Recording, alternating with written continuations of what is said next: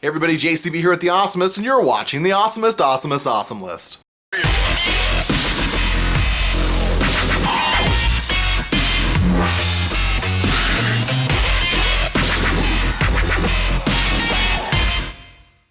want to start this video by thanking all of you in this YouTube community, my fellow Awesomites?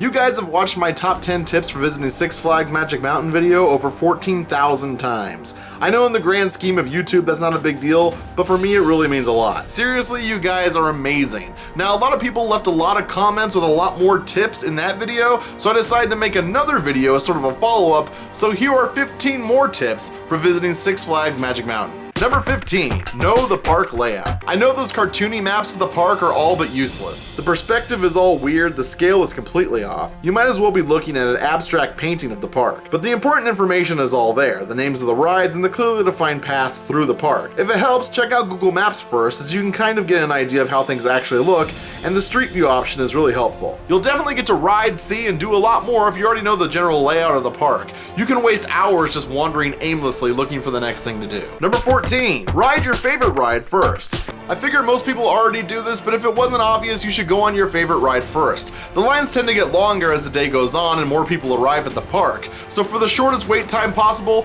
go on your favorite ride first thing in the morning. If you don't yet have a favorite ride, you should know that the most popular and thus busiest rides at the time of this recording are X2, Superman, Tatsu, Full Throttle, Goliath, and Twisted Colossus, though 2016 will see a renewed interest in the revamped Revolution. If you don't know where any of these rides are, here's a quick general guide to point you in the right direction. When you first enter the park, you'll find yourself at Six Flags Plaza. Going right will take you to Full Throttle, Goliath, and Twisted Colossus, while going left will take you to Revolution, Superman, Tatsu, X2, and Viper. But fuck that ride. Number 13, cut through the gift shop. When the park first opens in the morning, there's generally a very long, very crowded line of people waiting to get through the front gate. It's also a pretty long walk from the entrance to any major rides. Every moment saved from the gate to your favorite ride can put you ahead of several groups. If the first ride you want to get on is over by Goliath in DC Universe, a quick way to skip past the many shops and bypass the Six Flags Plaza fork in the road is to cut through the Looney Tunes Superstore located directly to the right of the main entrance. Go out the back door of the shop and you'll find yourself a stone's throw away from Full Throttle,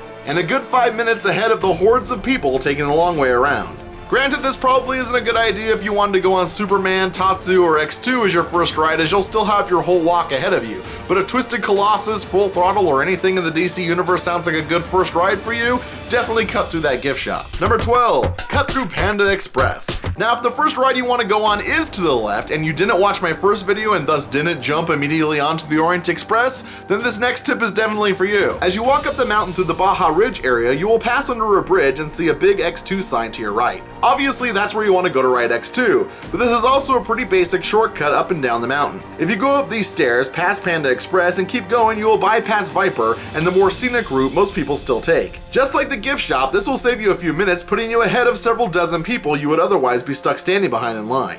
This works particularly well if you're trying to get on Tatsu. If you're trying to get on Ninja or Superman though, you might as well take the Orient Express, as that dumps you off right at the very top of the mountain.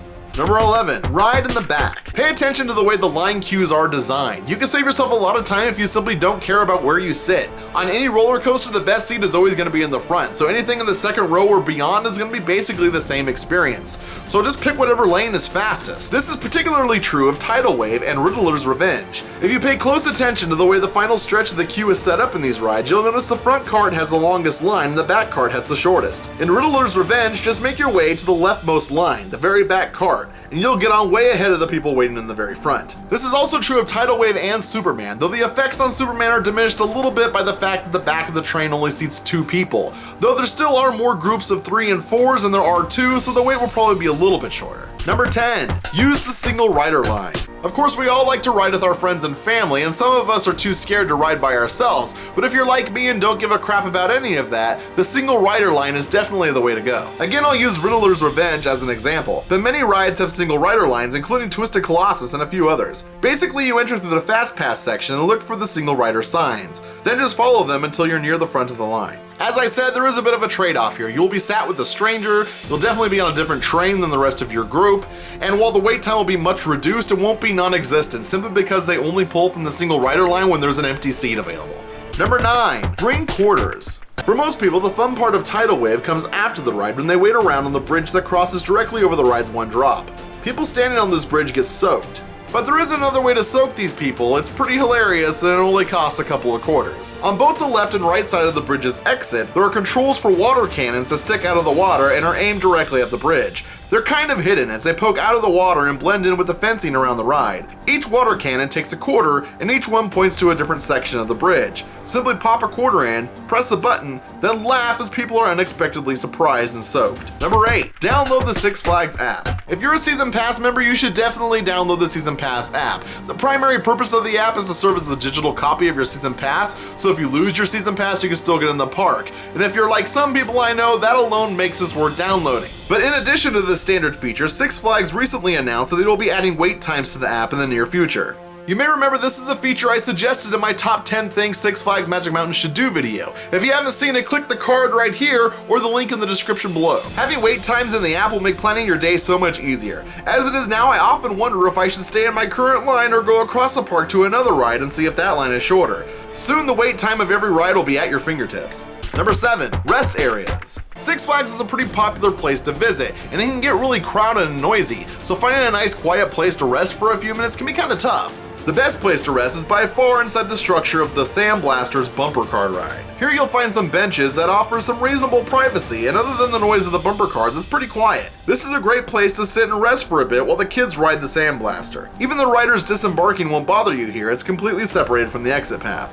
Another great place is just past Apocalypse, where they have these little tables by Slingshot. This part of the park is rarely populated, so it's generally pretty quiet. Number 6. Superman, the bathroom. As I said in my first video, the bathrooms at Six Flags Magic Mountain are pretty rough, and the busier a bathroom is, the worse it tends to be. Also, since I posted that video, the bathroom I mentioned got pretty trashed, so maybe I should keep these nice bathrooms a secret.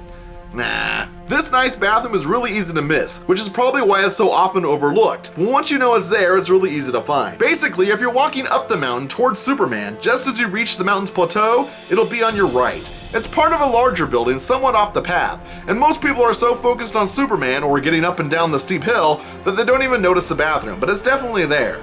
So go ahead, use it, treasure it, please don't trash it, your dry butt will thank me. Number 5. Bring some money for rides. All of the regular throw rides at the park are free with your admission, but there are some extra activities that cost a little extra scattered throughout the park. There's Slingshot, a bungee type thing that flings you up into the air, there's a weird lay down swing over the water ride, and then there's the go-karts. Don't even get me started on the go-karts. The people running it just basically yell at you the whole time. Stop, drive slower, stop turning so sharp, go, slow down, red car, drive better, stop, go, stop, stop stopping. Save your money and go get a caricature done instead.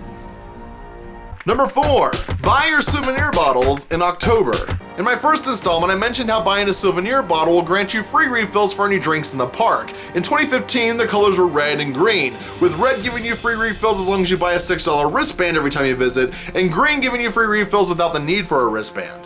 In 2016, the colors are changing to purple and blue, with purple acting as the red cup and blue acting as the green. Other than that, they're both exactly the same as they were last year. What I didn't mention in that first installment was that the souvenir bottles are sold as early as October of the previous season. So yes, you can purchase the 2016 souvenir bottle right now and get an extra few months of use out of your purchase. So for all of you who bought the red and green bottles in 2015, they can still be used for free water refills at the park, but other than that, they don't serve much purpose. Anybody want to buy some old souvenir bottles?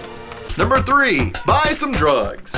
Yes, Six Flags sells drugs. Not illegal drugs, mind you, just things like aspirin, acetaminophen, ibuprofen, and whatever the hell was in Nuprin. I'm sure this will be welcome information to anyone who just got off Viper and found themselves in the first aid office asking about medication, only to be turned away. Seriously, fuck that ride. But a stone's throw away from that first aid office at the Daily Planet gift shop, you can purchase a wide array of anti-headache pills. But not Nuprin, I'm pretty sure they haven't made that stuff in a while. Number 2, use the Overflow Entryway. Six Flags takes security pretty seriously, which is why they make all the guests enter through a metal detector. This slow but sadly necessary process can take a lot of time, which is why you'll definitely want to be paying close attention to this next tip. On busy days, the park generally opens a set of overflow metal detectors to help move things along. You may recognize them as the exit area of the park just left of the main metal detectors. For some reason, most people never notice this second set of lines has been opened, resulting in a much shorter wait as the masses blindly step into the already overcrowded primary lanes.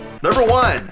Buy your tickets in advance. So if you ignored the very first tip in my first video and did not become a season pass member, at the very least do yourself a favor and buy your tickets a few days in advance online. If you buy your tickets the day of your visit, you will pay quite a bit more than if you purchased them online a few days prior. Plus, not only are tickets more expensive at the gate, but you'll have to wait in line with everybody else who didn't plan ahead, which if you've been counting means you'll have to wait in line to buy your ticket, wait in line for the metal detector, and then wait in a third line to get into the park. All while people who thought ahead walk right through the gate and start heading toward your favorite ride. Flash passes are also cheaper if you buy them in advance, so it definitely pays to plan ahead. So there's 15 more tips for visiting Six Flags Magic Mountain. If you enjoyed this list, make sure you like, comment, and subscribe as I post new content every week. And until next time, keep being awesome.